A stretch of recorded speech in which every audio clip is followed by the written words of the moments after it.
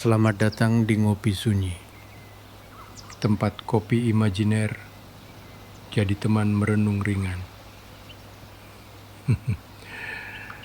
Renungan dalam juga nggak apa-apa.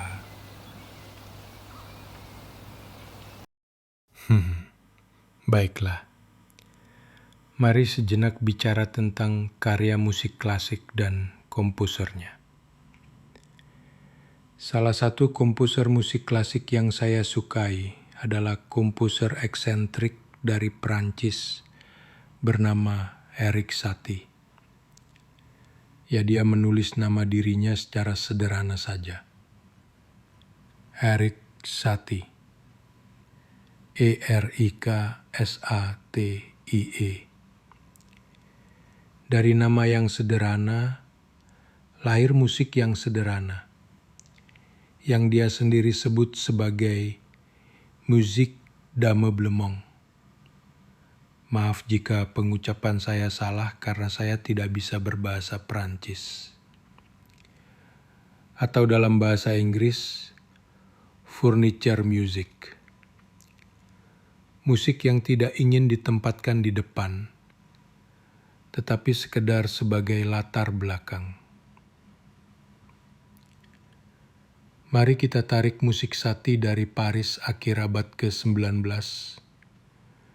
dan menaruhnya di meja kita hari ini. Di zaman yang riuh, di mana setiap orang ingin menjadi pusat sorotan, musik Satie terasa seperti tamparan halus. Kita hidup dalam dunia algoritma yang mendorong segala sesuatu untuk tampil, untuk bersuara paling keras, untuk merebut detik perhatian yang tersisa. Di tengah hiruk-pikuk itu, Satie mengajarkan bahwa ada nilai dalam menjadi latar. Ia menolak gagasan bahwa seni harus selalu monumental. Baginya, seni bisa menjadi sederhana, bahkan sengaja tidak penting,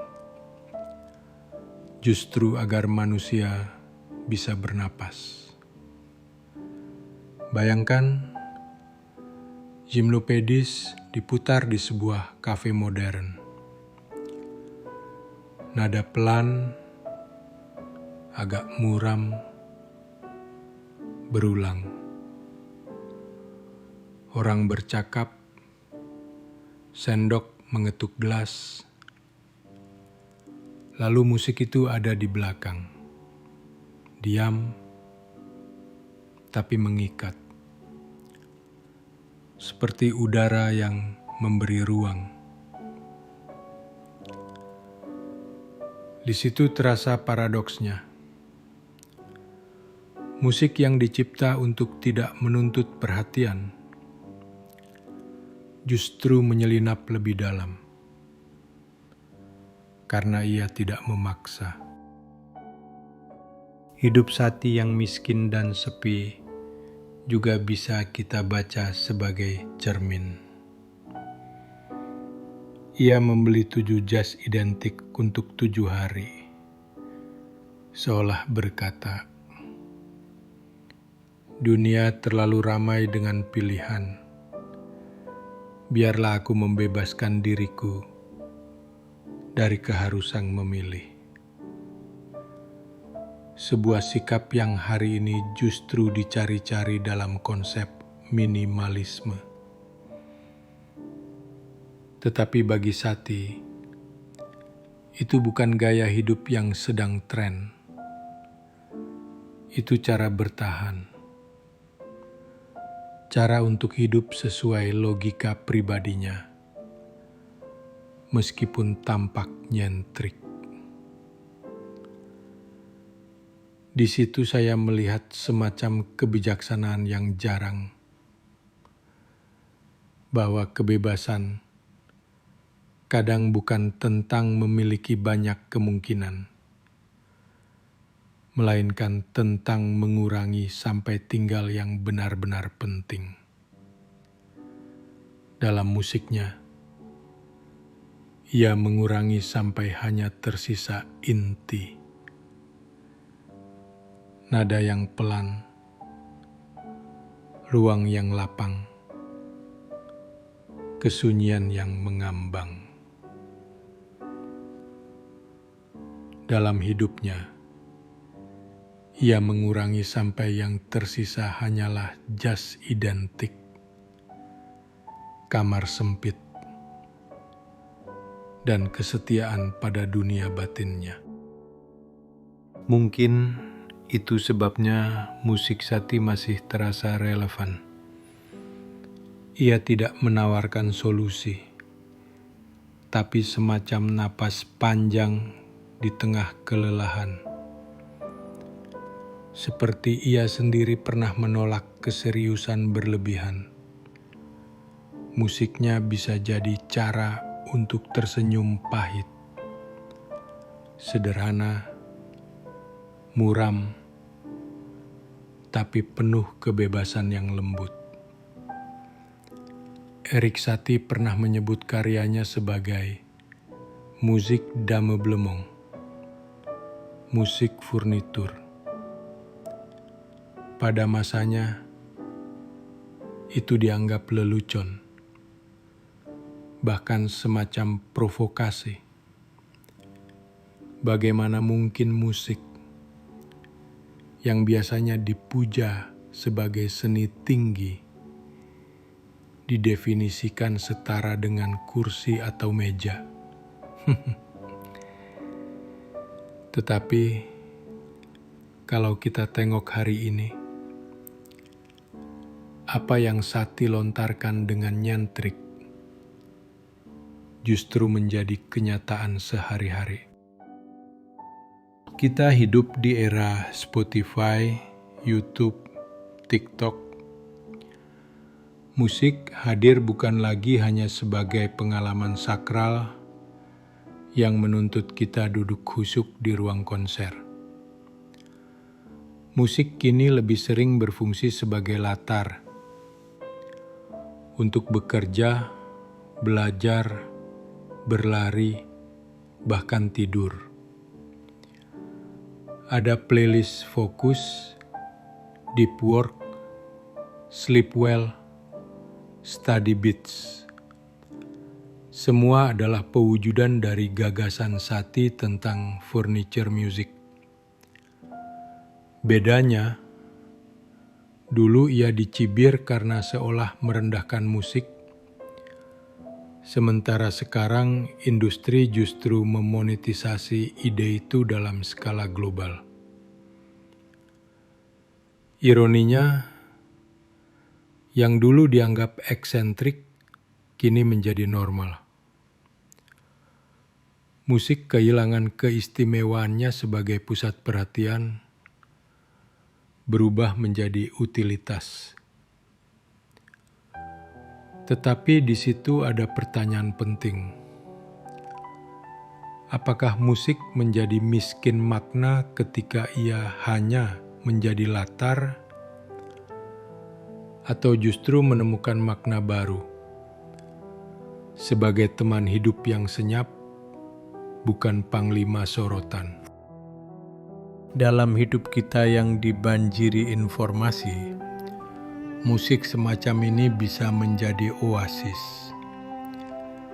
Satie mengajarkan bahwa tidak semua suara harus berteriak. Ada kekuatan dalam musik yang tahu diri, yang rela mundur selangkah agar manusia bisa bernapas. Mungkin inilah kontemplasi yang bisa kita ambil. Dunia sekarang terlalu riuh, dan banyak orang berlomba untuk tampil. Tetapi Satie menunjukkan alternatif. Kadang yang paling berarti justru yang setia menjadi latar, memberi ruang, menampung kelelahan. Seperti kursi yang tidak pernah protes. Seperti meja yang setia menopang. Musik furnitur mengingatkan kita bahwa ada kebebasan dalam kesederhanaan. Dan ada keindahan dalam memilih untuk tidak menjadi pusat. Hidup manusia seringkali diarahkan oleh obsesi untuk menjadi pusat. Pusat perhatian, pusat panggung, pusat cerita. Sejak kecil kita didorong untuk berprestasi, menonjol, bersuara lantang. Namun Sati dengan musik furniturnya seakan menawarkan jalan lain, bahwa ada kebijaksanaan dalam tidak menjadi pusat. Bayangkan hidup sebagai sebuah ruangan. Semua orang ingin menjadi lampu gantung, menerangi, dipandang, dikagumi. Tetapi siapa yang ingin menjadi kursi? Padahal tanpa kursi, orang tak punya tempat duduk. Tanpa meja, tak ada tempat untuk makan dan menulis. Sati memilih menjadi furnitur. Sesuatu yang sederhana, diam, tapi tak tergantikan. Musiknya tidak menuntut sorak-sorai, tetapi setia menemani. Memberi ruang bagi keheningan dan renungan. Dalam kacamata eksistensial, pilihan Sati adalah bentuk kebebasan yang sejati. Kebebasan bukan berarti bisa melakukan apa saja atau menarik semua sorotan, melainkan keberanian untuk hidup sesuai logika batin, meskipun dunia mencibir. Dengan membeli 7 jas identik, ia membebaskan dirinya dari tirani pilihan dan mode. Dengan menulis musik yang tidak penting, ia membebaskan musik dari beban keagungan palsu. Lalu bagaimana dengan kita? Di zaman ketika semua orang ingin viral, musik Sati mengingatkan, hidup tidak harus jadi sorotan untuk bermakna. Mungkin justru di tepi panggung, kita menemukan ruang untuk diri sendiri. Ruang untuk bernapas, mendengar, dan hadir dengan jujur. Menjadi furnitur bukan berarti rendah, melainkan sadar bahwa keberadaan bisa berguna tanpa teriakan. Ada semacam humor pahit di situ. Kita menghabiskan banyak tenaga untuk meninggalkan jejak monumental, padahal bisa jadi jejak paling bermakna justru yang lembut, yang tidak dipamerkan. Seperti nada pelan Zimnopedis yang tetap hidup lebih dari 100 tahun, bukan karena gempita, tetapi karena kesederhanaannya yang abadi. Sati seolah memberi bisikan eksistensial. Tidak apa-apa menjadi latar. Tidak apa-apa tidak dikenal. tidak apa-apa hidup sederhana, bahkan muram. Karena kadang justru dalam ketidakpentingan itulah kita menemukan kebebasan yang sejati. Bebas dari panggung, bebas dari sorotan, bebas untuk sekedar ada.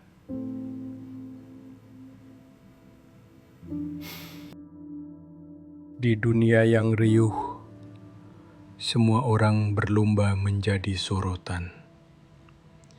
Kita ingin jadi lampu gantung yang berkilau, lupa bahwa kursi yang sederhana pun punya makna. Ia menopang, ia setia, ia hadir tanpa perlu dipuji. Sati memilih jalan itu, menjadi furnitur, menjadi latar. Musiknya adalah bisikan lembut yang nyaris tak terdengar. Namun justru karena itu ia menyelinap ke dalam jiwa. Ia tahu, tidak semua suara harus berteriak, tidak semua hidup harus jadi pusat. Ketika dunia menuntut kita menjadi penting, Sati membisikkan kemungkinan lain. Keberanian untuk tidak penting. Kebebasan yang lahir dari pengulangan, kesederhanaan, dan kesunyian. Mungkin inilah doa yang tersisa dari Sati. Beranilah hidup sederhana. Beranilah menjadi latar. Beranilah tidak penting. Karena tidak semua jiwa ditakdirkan jadi lampu gantung yang gemerlap. Beberapa justru menemukan makna dengan menjadi kursi yang sabar, meja yang setia, atau nada pelan yang berjalan di udara, menemani lalu hilang, tanpa pernah menuntut dikenang. Disitulah kebebasan berdiam, bebas untuk sekedar ada. Kopi sudah dingin, tapi maknanya tetap hangat. Terima kasih sudah singgah di Ngopi Sunyi.